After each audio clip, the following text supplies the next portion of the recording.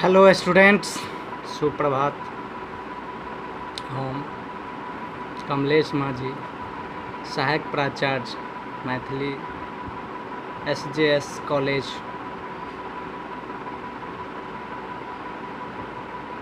बाथो बेनीपुर दरभंगा।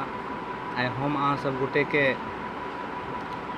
शास्त्री प्रथम पाठ्यक्रम में जे सूर्यमुखी कविता संग्रह छै, एही कविता संग्रह से दूटा सप्रसंग व्याख्या के देखाब। आओ पहले हम सब गोटे आरसी प्रसाद सिंह के बारे में संक्षिप्त जानकारी ली।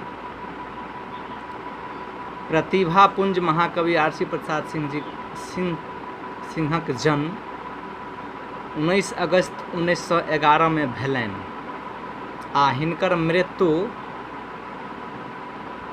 15 नवंबर 1996 में।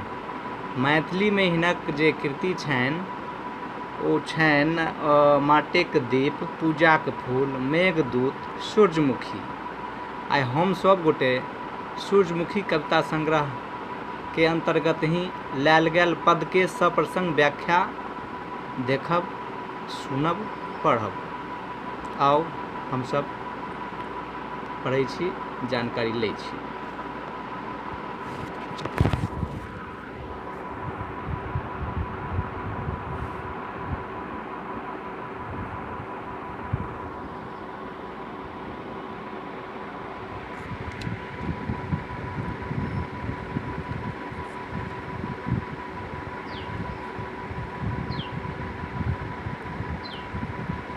पहिल छै सप्रसंग व्याख्या के अंतर्गत 4टा पाँति लेल गेल छै, कविता लेल गेल छै। कविता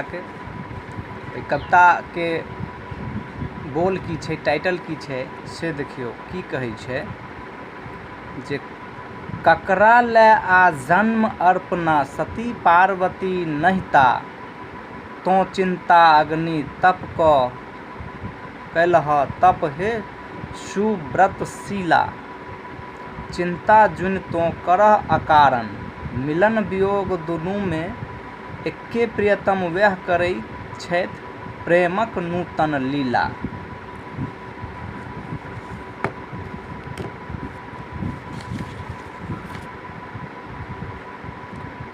प्रस्तुत सप्रसंग व्याख्या महाकवि आरसी प्रसाद सिंह द्वारा रचित सूर्यमुखी कविता संग्रह से लेल गेल छै। सूर्यमुखी कविता संग्रह के पहिल कविता सूर्यमुखी थिक। यही कविता नाम से यही पोथीक नाम सूर्यमुखी राखल गेल अछि। यही कविता में 15 गोट छंद अछि, जाहि में उपरोक्त पंक्तिक 4म छंद सँ लेल गेल अछि। प्रस्तुत पंक्ति में कवि कहै छथि जे अर्पणा अर्थात आदि शक्ति, जगदम अर्थात सती,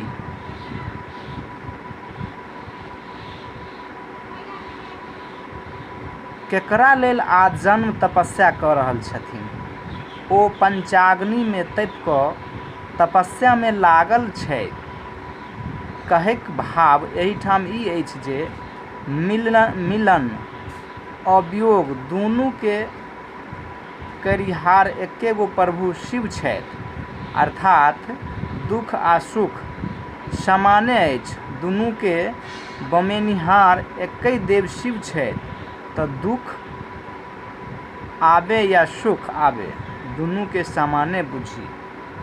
आरसी प्रसाद सिंह एहि कविता के माध्यम से बतबै छथिन जे जीवन में दुख और सुख आबै छै समाने रूप से, और दुनू वह देव के देन छै, तऽ तेकरा ले विक्षोभ वियोग किया। दुख एतै सुख स्वाभाविके एतै, सुख एतै दुखो एतै, तेँ चिंता करबाक कोनो आवश्यकता नहि छै। दोसर पाँति में कहै छथिन, दोसर कुशियारो में जँ फल लगितै तऽ की नीक न होइतै। मुदा सुमति ई देतिन के निर्बंध निरंकुश विधि के। सूर्यमुखी तो गावह मंगल करह कृतार्थ जन्म तो आलिंगन द रहल केंद्र चैतन्य प्रकाश परिधि के। प्रस्तुत पंक्ति सूर्यमुखी कविताक अंतिम पद थिक। प्रस्तुत पंक्ति में कवि आरसी बाबूक भाव ई छनि जे सूर्यमुखी फूल सूर्य के प्रकाश से फुलाइत अछि आ जहिना जहिना सब सूर्य प्रकाश मार्ग में घुमैत छै तहिना तहिना सूर्यमुखी फूल ओहि दिशा में चमकैत रहैत अछि। कारण सूर्यमुखी एहन फूल अछि जे ओ सूर्य के अतिथिक प्रेम करैत अछि। सूर्य के सिवा ओकर और दोसर प्रेमी नहीं छै, अर्थात जे असली प्रेमी होइत अछि ओ एकै व्यक्ति से निश्चल प्रेम करैत अछि आ ओकरे ल जीवन मरैत अछि। कुशियार में जँ फल होइतकै तऽ केहन होइतकै, मुदा विधि एहने नहीं बनौने छथि। कवि कहै छथि जे ब्रह्मा के विधान पर रचल कोनो मनुष्यक अधिकार नहीं छैक। सूर्यमुखी फूल धन्य अछि जे ओ जन्म लेब कृतार्थ भऽ गेल जे ओ सूर्य के आलिंगन कऽ रहल अछि। आरसी प्रसाद सिंह सूर्यमुखी कविता संग्रह के माध्यम से मनुख के ई देखबै चाहै छथिन प्रेम के जे भाव होइ छै, सूर्यमुखी और सूर्य के बीच जे संबंध के देखायल गेलैया, जे सूर्य भगवान सूर्योदय जखन होइ छथिन, सूर्योदय होइ छै, सूर्योदय के बाद सूर्य जाहि दिशा में चलै छथिन ओही दिशा में सूर्यमुखी अपन चमक के साथ घूमै छथिन, लाइटिंग के साथ। कवि एतऽ सूर्य और सूर्यमुखी के बीच के प्रेमक संबंध के स्थापित कऽ ओकरा देखबै छथिन।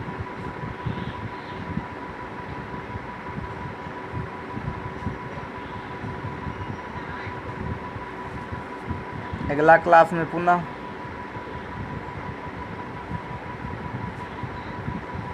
बतायल जायत सूर्यमुखी कविता अगला